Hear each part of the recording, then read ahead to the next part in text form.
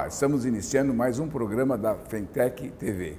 E hoje nós temos a satisfação de estar recebendo em nossos estúdios o engenheiro José Roberto Cachel dos Santos. Ele é mestre em engenharia sanitária, doutor em hidráulica e saneamento, professor da Universidade de Mogi das Cruzes, aposentado da Sabesp e membro do Comitê da Bacia Hidrográfica do Alto Tietê. Doutor Cachel, nós iniciamos o nosso programa fazendo aí uma pergunta para o senhor, dizer como é que estão os nossos reservatórios, as nossas bacias hidrográficas que abastecem a Grande São Paulo. Olha, a situação no momento é a seguinte, nós estamos, o Cantareira tem aí um volume armazenado de 50 milhões de metros cúbicos, 5,1%, isso aí já está sendo bem divulgado. O Guarapiranga está numa situação razoável, está com 47,8%, 81 milhões de metros cúbicos, né, armazenados. O Rio Grande também está numa situação boa, com 74%, 83 milhões de metros cúbicos. O Rio Claro, embora a porcentagem mostre aqui 26%, o volume armazenado é 3,55%. E eu considero crítico. Não está lá grande coisa, apesar da... No Alto Tietê é o mais crítico, mais tarde a gente discorre melhor sobre isso. Está no momento com 10,7% e no meu entender, não é exatamente isso, é menos que isso, depois eu explico melhor por quê. O Alto Cotia também está com 470 milhões armazenado, embora mostre uma porcentagem de 28%, mas eu também acho que é um volume crítico, que não está lá grande coisa, certo? Bom, então essa é a situação dos nossos mananciais. Muito bem. O que nós podemos levar para o nosso público, informações, e que a pergunta é o seguinte, até quando temos água? Bom, a detalhe é o seguinte, pelas simulações que eu fiz, combino com o que aparece aí, feito lá pelo colega professor Zufo lá de Campinas, e que aparece também feito aí por outros institutos de pesquisa, é mais ou menos unânime o seguinte, esse volume morto 2, ele está, no momento é de 50 milhões de metros cúbicos, ele lá para o final de abril, ele esgota, a continuar as retiradas que estão sendo feitas. Isso Cantareira? Cantareira. Em seguida, existe mais 41 milhões de metros cúbicos que irão aí até meados de junho, alguma coisa assim, é mais ou menos unânime. A partir daí, o sistema Cantareira ficará apenas com as vazões afluentes, ele não vai secar completamente, os rios não vão parar de correr, não vai parar de chegar água. Mas se nós levarmos em conta as vazões que ocorreram o ano passado, eu diria que lá para junho essa vazão afluente não passa de 5, 6 metros cúbicos por segundo. E o consumo em São Paulo hoje? Hoje está entrando na elevatória Santo Inês, coisa de minutinho. Hoje o Cantareira, vazão retirada está 17,35. Sendo que esses 5 vai ter que ter algum para a região de Campinas e o que sobrar para São Paulo, né? Imagina 5, sei lá, um para Campinas, 4 para São Paulo. Isso ocorre em todo o estado de São Paulo? Todo o estado? Sim. Não tenho essa informação com precisão. Não, eu tenho me pelo menos nos lugares onde a Sabesp atua? Não, porque essa informação não é passada. O que aparece aqui são mananciais da Grande São Paulo. Agora, por que os nossos governantes, a Sabesp e tal, não bota isso a claro para o público? Olha, é muito estranho realmente essa falta de transparência. Eu tive uma informação que existe um relatório aí que vazou. Hoje as coisas vazam na net, em questão de instantes o mundo inteiro está sabendo. Exatamente. Eu não lembro aonde, eu sei que apareceu no meu e-mail esse relatório. Um relatório que foi elaborado justamente por esse departamento aqui, pelo pelo MAG, que é o departamento da Superintendência de Produção, aí da Sabesp, da Metropolitana, que é encarregado de fazer o planejamento da utilização do recurso hídrico. E eles, no final do ano de 2013, eles detectaram uma situação hídrica alarmante, porque o que vem acontecendo desde maio de 2011, por incrível que pareça, as vazões afluentes ao sistema Cantareira começaram a apresentar valores abaixo da média da série histórica. Certo. E muito próximo à média da pior seca que aconteceu até então, que foi de 1953, coisa de 25 metros cúbicos por segundo.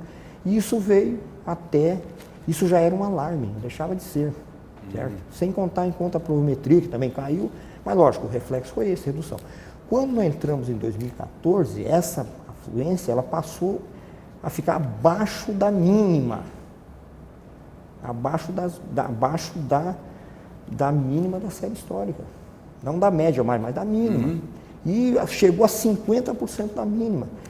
Em termos de evento hidrológico, isso foi um desastre, assim, um evento, um acontecimento absolutamente fora de série, que nesse aspecto não se pode culpar de maneira nenhuma o governo do Estado. O governo do Estado não tem como controlar chuvas, né? Ninguém tem como controlar chuvas.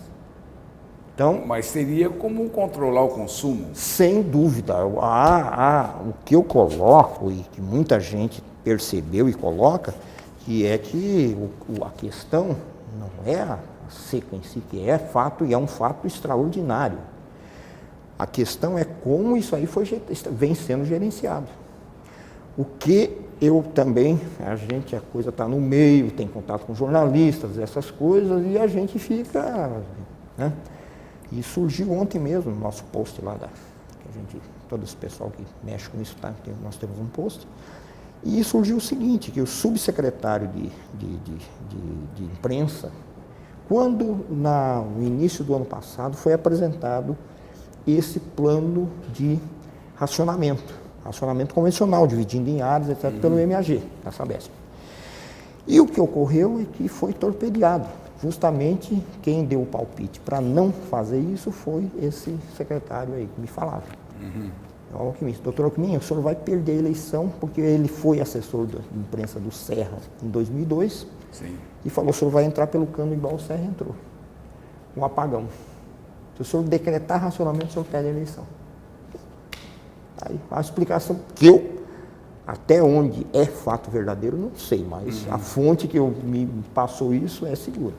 Tudo bem, vamos a um pequeno intervalo. Vamos. E continuaremos com a nossa entrevista.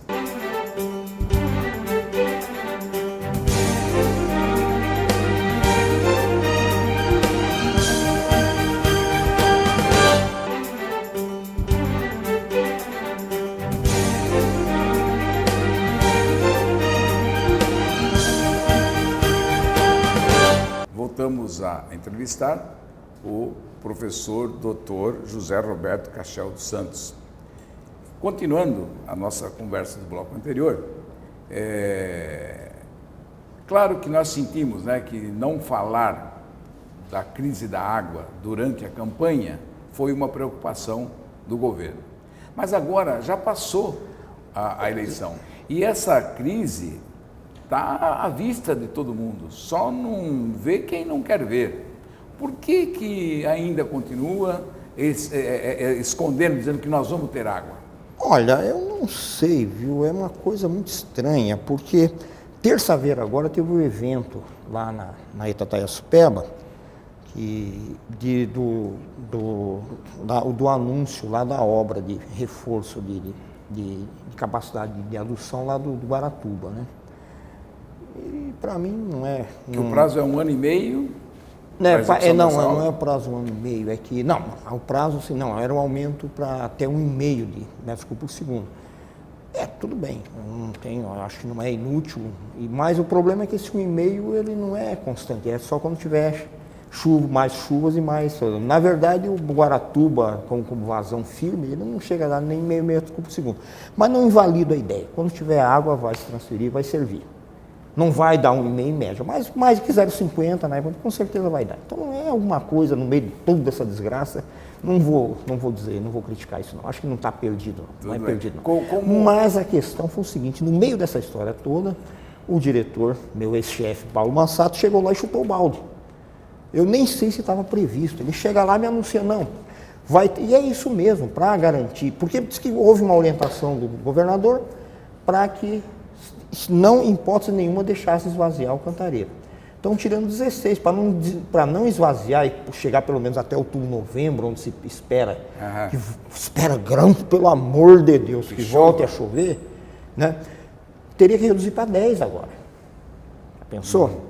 Então, aí foi onde, claro, para chegar nisso, o que teria que fazer? Reduzir, entrar nesse rodízio maluco aí, 5 sem água, 2 com. O Paulo Massato foi franco, ele falou isso mesmo, ele falou lá, sim, 10, sim, 12, tem que reduzir para isso. E é isso mesmo. Aí, de repente, hoje, já estou vendo nos jornais aí que a cantiga já não é essa, não tem que fazer racionamento, não vai fazer.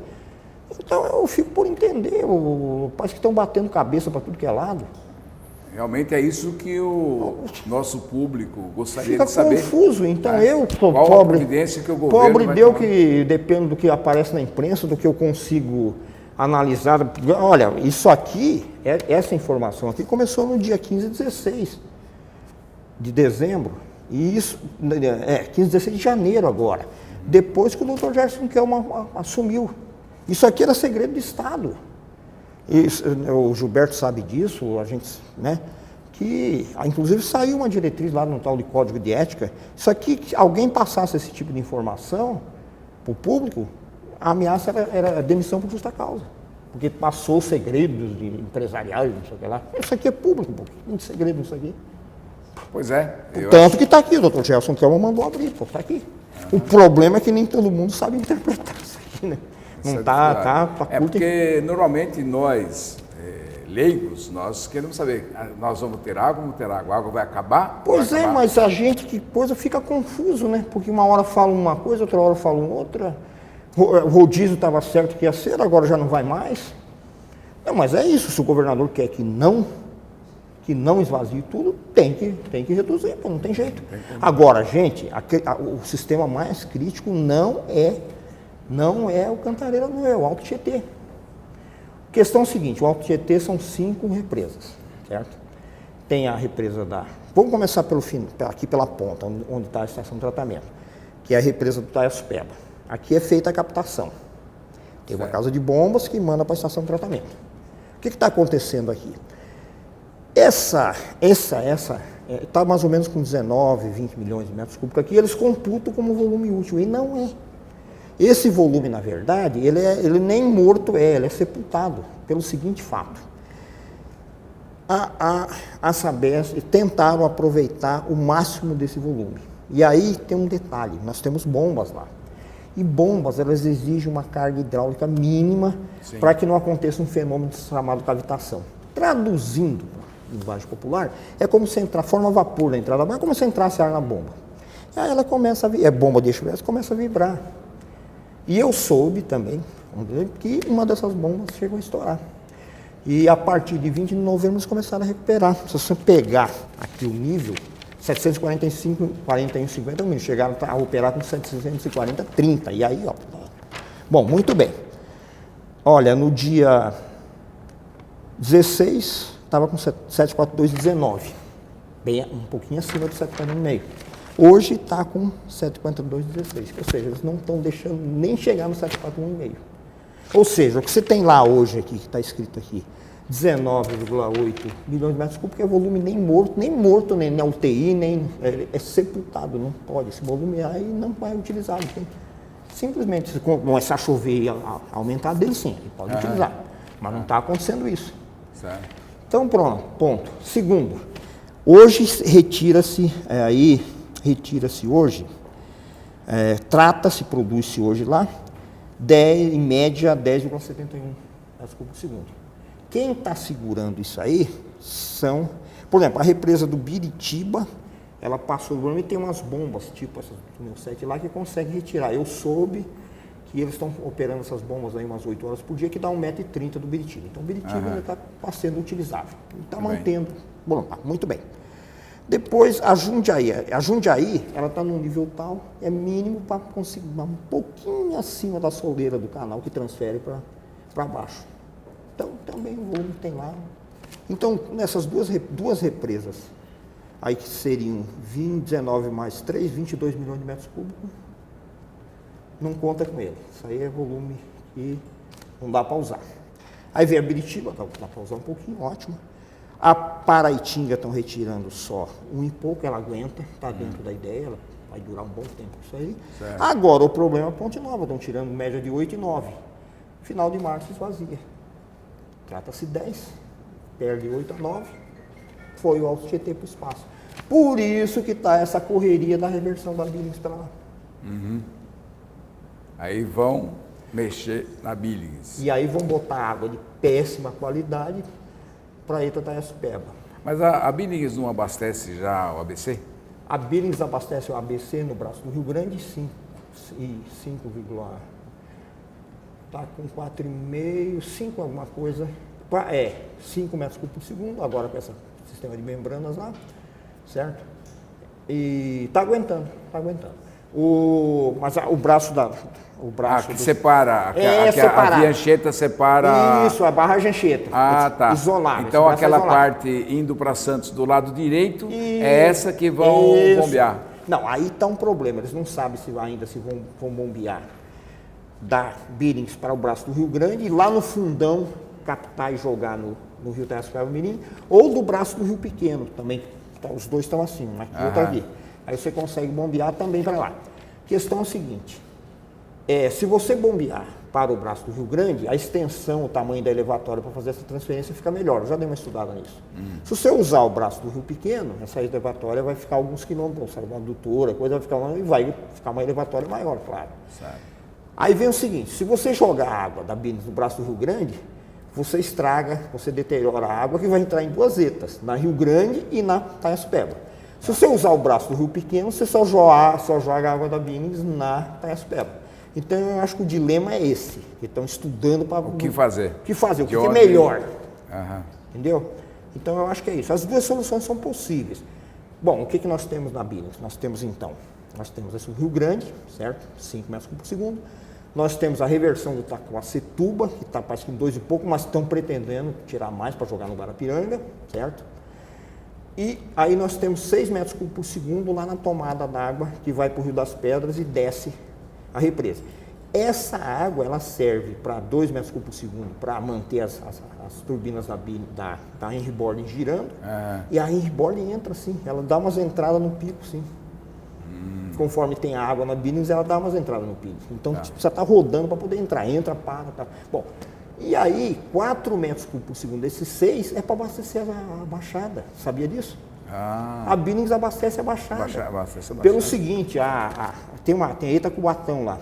E no Rio Cubatão, e tem 2 tomadas d'água. Uma acima, tá em Riborge, tem água boa, mas é pouca. Nem na época de chuva dá conta, às vezes, desses 4. Então, no momento, com certeza, a Itacubatão está usando água da Billings.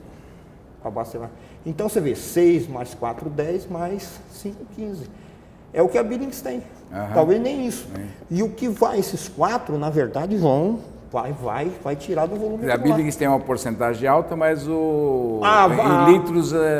porque ela não foi concebida para isso. Então, ela tem 1 bilhão e 200 milhões de capacidade, com uma área de contribuição só de 500 km². O sistema equivalente do Cantareira também tem mais ou menos essa capacidade, só que tem uma área de contribuição de 1 milhão e 900 mil km², 4 vezes maior. Pô. Entendeu? Pois bem, nós vamos mais a um pequeno intervalo e voltamos a seguir entrevistando o Dr. Cachel.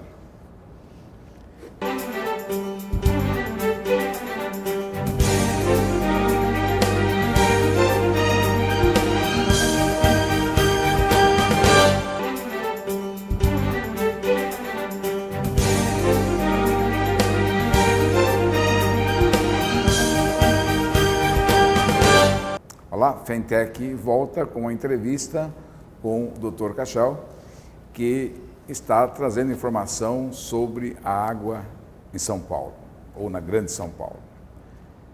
Doutor, eu queria fazer uma pergunta para o senhor sobre a chuva. Tem chovido muito, o pessoal fala que falta chuva, mas a gente vê enchente todo dia em São Paulo.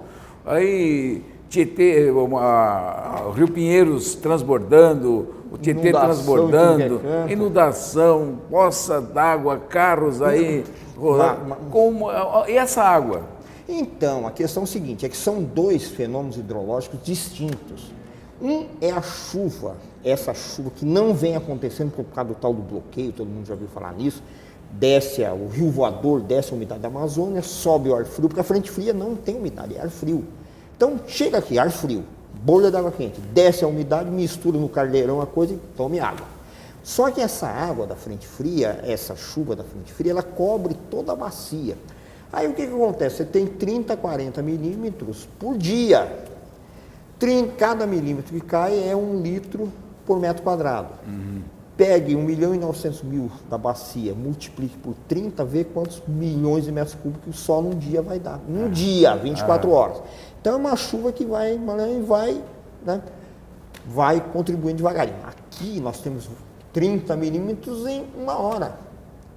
Então, o que a gente tem? Uma vazão, né? 30 milímetros em 1 hora multiplica, por exemplo, uma área de 1 km² toda impermeabilizada. Isso gera um volume não tão grande, mas uma vazão, né? 30 mil metros cúbicos em meia hora que tem lá um buraquinho, uma boquinha de lobo para entrar, inunda tudo.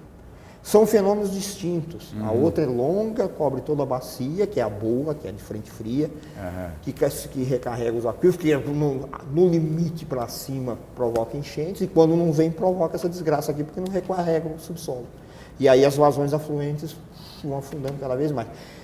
Bom, existe sim a possibilidade, eu acredito que não se levava, não se cogitava, porque tem muita água lá no Cantareira, tem muita água, nunca teve esse problema sério mesmo. Deu uns ameaços aí em 2001, sei lá, mas não chegou ao crítico. Então, besteira pegar água de chuva para quê? Tem água aí, coisa, tem todo o trabalho de coletar isso, tratar, não sei o quê.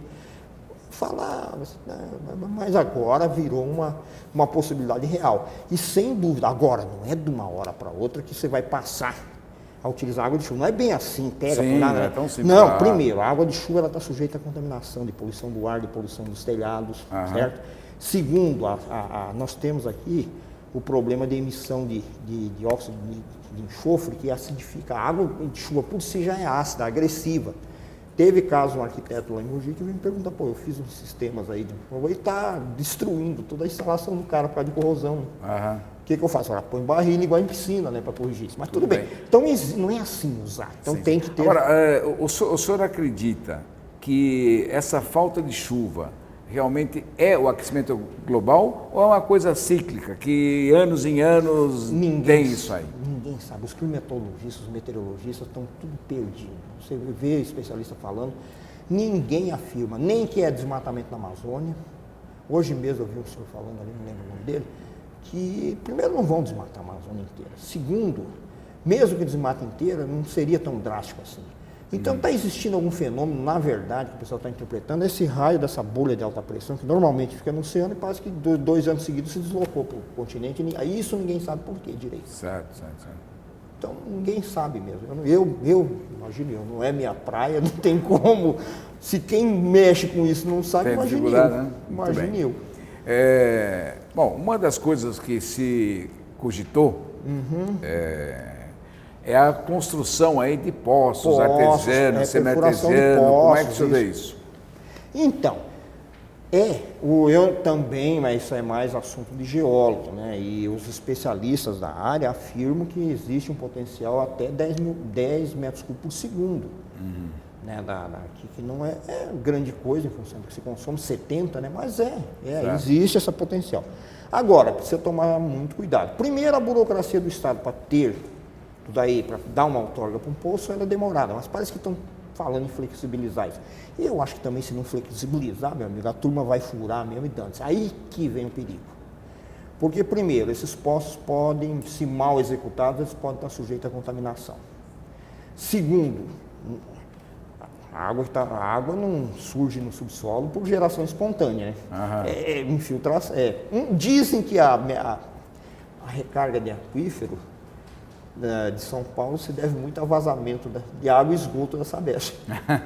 É o grande recarregador do aquífero, né? Bom, se colocar mais posse e aproveitar isso, ótimo. Então a perda reduz, né? Sem dúvida nenhuma, de uma forma indireta, mas reduz. E o cuidado também da superexploração. Se começar a fazer poço do mar, todo mundo usando, superexplorando, o aquífero seca também, né? Também seca. Se não tiver recarga, seca. Nós estamos numa situação que a recarga tudo tá tem ruim. que tomar cuidado, né? Tudo tem que Qualquer tomar coisa cuidado. tem que ser bem orientado. É possível, sim, mas é possível. Outra possibilidade, por exemplo, para reuso, e muita gente está fazendo, e parece que está fazendo direitinho, é pegar a água cinza, que o pessoal fala, que é a água de banho não água de descarga, o esgoto sanitário não. O que não for sanitário, a maioria dá para você tratar e lavar roupa. Pátio, irrigação, assim como água de chuva. Por exemplo, é óbvio que de abril a outubro não dá para contar com água de chuva, né? Muito bem. Então seria outra saída. Mas são coisas que não se cogitava. Primeiro, a Sabesp nunca iria estimular isso em função de que tem, né, visa lucro. Tudo bem. Bom, uma última pergunta para o senhor, que nós caminhamos para o encerramento do programa. As obras previstas que o governo está discutindo, já fazendo algumas previsões, essas obras trarão solução para a falta d'água? Bom, o que vem se cogitando? Uma é a transferência do Jaguari, mas isso é só lá para o começo do ano. Com uma ressalva, que ninguém colocou, mas a ANA passou uma resolução que só vai permitir essa reversão se o Jaguari do Paraíba tiver com 25%. Então, sei lá. Essa da reversão, a reversão da Billings, 4 metros cúbicos por segundo, não é uma obra pequena.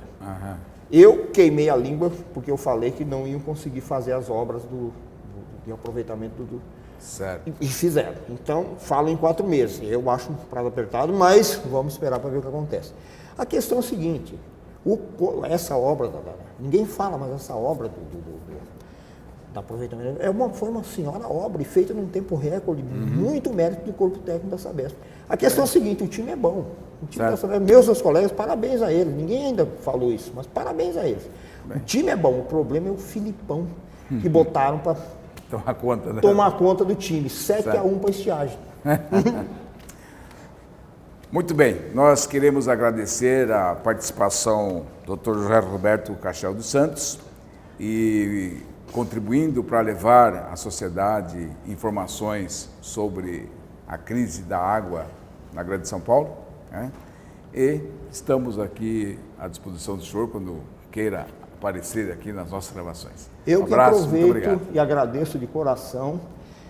O meu intuito, eu não pertenço a partido político nenhum, e eu sou represento a sociedade civil através da Universidade de Mogi das Cruzes, no Comitê de Bacias, e o meu intuito é esse, é representar de fato a sociedade civil nisso, certo?